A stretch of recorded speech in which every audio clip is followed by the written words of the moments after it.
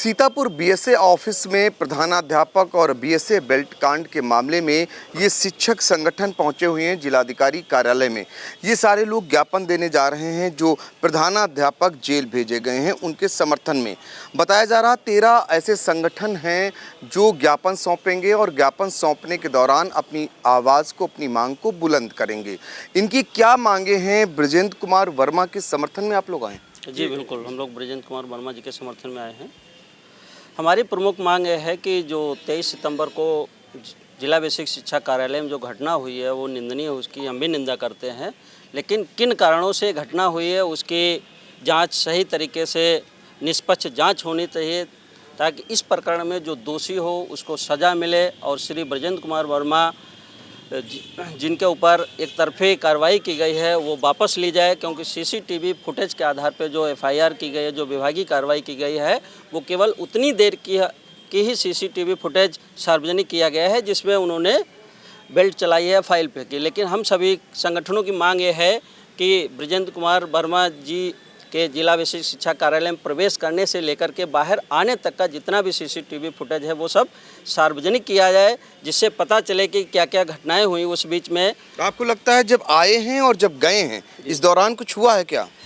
जब आए हैं तो बिल्कुल ठीक ठाक थे, लेकिन जब वापस गए हैं तो उनके चेहरे पे भी काफ़ी चोट लग रही। जो फ़ोटो बाहर आए हैं दिख रहे हैं तो उसमें काफ़ी गंभीर उनके चोट लगी है। लग रहा है कि जैसे कि काफ़ी लोगों ने उनको मारा है।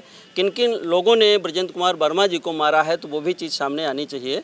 अच्छा, मतलब आपको आशंका है कि बृजेंद्र कुमार वर्मा को उनकी भी पिटाई की गई है। लेकिन बेल्ट कांड को लेकर के क्या इतनी नौबत क्यों आई कि उनको एक अपने ही अधिकारी पर बेल्ट चलानी पड़ी? ये कितना जायज़ आप मानते हैं? प्राथमिक विद्यालय नदवा में ये प्रकरण काफ़ी दिनों से चल रहा था। जानकारी आ रही कि वहाँ की एक शिक्षिका काफ़ी दिनों से लगातार अनुपस्थित थी, लेकिन जिला बेसिक शिक्षा अधिकारी के द्वारा दबाव लगातार बनाया जा रहा था कि उनको उपस्थित किया जाए। उसी को लेकर के यहाँ पे एक जांच लगाई गई थी जिसके लिए उनको यहाँ बुलाया गया था, क्योंकि वहाँ एक दूसरे भी शिक्षक थे, वो भी कह रहे थे कि मांग कर रहे थे कि भाई ये नहीं आती तो हम भी नहीं, तो उनका भी निलंबन उसी बीच में किया गया था। जब संतोष जी का निलंबन किया गया था तो जो महिला शिक्षिका है उनका क्यों नहीं किया गया था? अगर ये बात पहले हो जाती, जो काम बाद में हुआ उनका निलंबन किया गया, अगर पहले ही कर दिया जाता तो यहाँ तक ये नौबत नहीं आती। तो देखिए, पहले कर दिया जाता तो ये नौबत नहीं आती, ये कहना है। आप लोग थोड़ा साइड में आ जाइए। ये जानना चाहेंगे कि कितने संगठन ऐसे हैं जो यहाँ पर आए हुए हैं?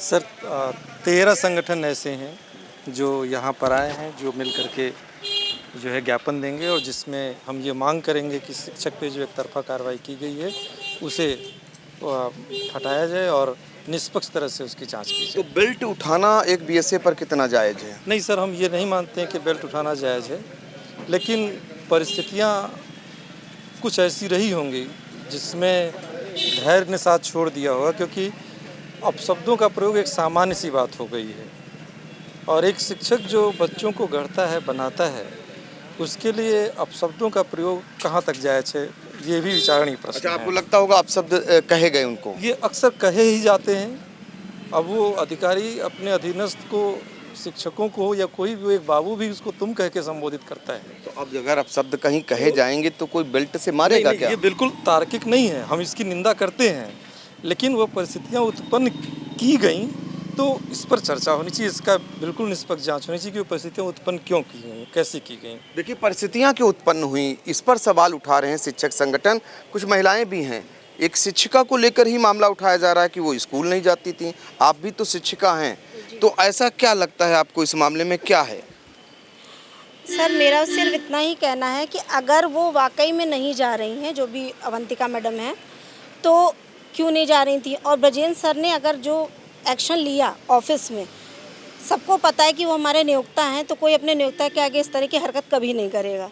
लेकिन वो किन परिस्थितियों में थे, वो ऐसा क्यों हुआ, उस कारण को जानना ज़्यादा ज़रूरी है, ना कि उनको जेल में डाल दिया गया या अब बाद में उनका अवंतिका जी का निलंबन किया जा रहा, तो अब क्यों निलंबन किया जा रहा है? ये काम पहले भी हो सकता था। तो देखिए, सवाल यही उठाए जा रहे हैं, चूंकि जो नदवा प्राथमिक विद्यालय है, एक के बाद वहां पर 3 कार्रवाइयां हुई। 2 सहायक अध्यापक, जिसमें अध्यापिका भी शामिल हैं, और एक प्रधानाध्यापक, इन तीनों को निलंबित किया गया और प्रधानाध्यापक को जेल भेजा गया, जिसका सीसीटीवी फुटेज आया। तो सवाल ये शिक्षक संगठन यही उठा रहे हैं बार बार कि वही फुटेज आया जितना दिखाया गया, आप लोगों का कहना है।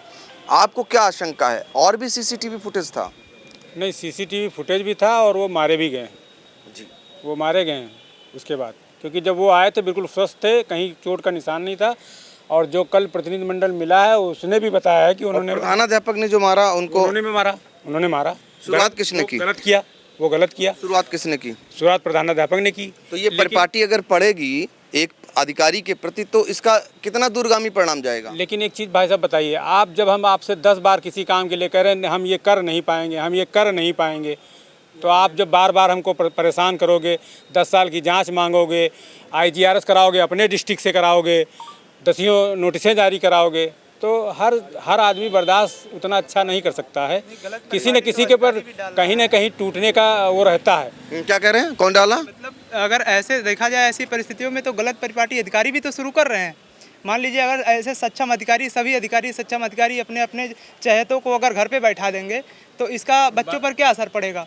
और दूसरी बात सर, सबसे बड़ी बात जो है ये समझिए कि हमारे यहाँ विजिट पे ARP तक आते हैं तो मास्टर इतना सीधा कौम है बेचारा, ऐसे खड़ा हो बोल नहीं पाता। समझ रहे हैं।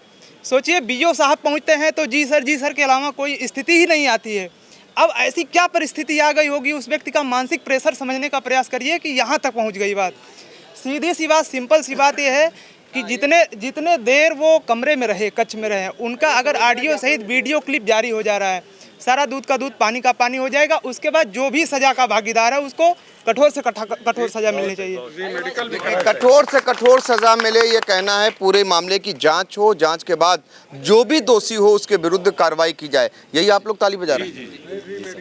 बिल्कुल सर, बिल्कुल। जो चीज़ें पर्दे के पीछे हैं वो भी बाहर आनी चाहिए, और कठोर से कठोर जो है जो दोषी होगा उसकी सज़ा होनी चाहिए। तो देखिए, ये शिक्षक संगठन जो जा रहा है अब ज्ञापन देने के लिए, इनकी मांगे जो हैं वो रख दी है, और सबको एक ही बात कहनी है कि जो कुछ हुआ किन परिस्थितियों में हुआ ये देखा जाना चाहिए। ये हालात आखिर उत्पन्न क्यों हुए, कोई प्रधानाध्यापक आखिर BSA पर इस तरीके से बेल्ट से कार्रवाई कैसे करता है, ये नौबत आई क्यों, तमाम ऐसे सवाल जो शिक्षक संगठन उठा रहे हैं। सीतापुर से पंकज सिंह गौर। साई संजीवनी हॉस्पिटल, स्टेशन रोड, सीतापुर का पहला मल्टी स्पेशलिटी हॉस्पिटल, जहां आपको जनरल फिजिशियन, हड्डी रोग, स्त्री रोग, जनरल सर्जरी, नाक कान गला और न्यूरो के डॉक्टर उपलब्ध हैं। साई संजीवनी में आयुष्मान कार्ड धारकों का मुफ्त इलाज और TPA कार्ड धारकों के लिए कैशलेस सुविधा उपलब्ध की गई है। हॉस्पिटल में ICU, वेंटिलेटर, बाईपैप व डायलिसिस की सुविधा भी उपलब्ध है। साई संजीवनी हॉस्पिटल, स्टेशन रोड, सीतापुर।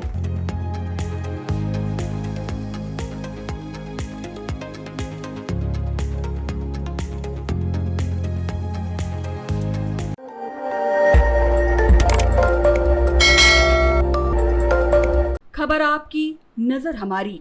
देखते रहिए आई इंडिया।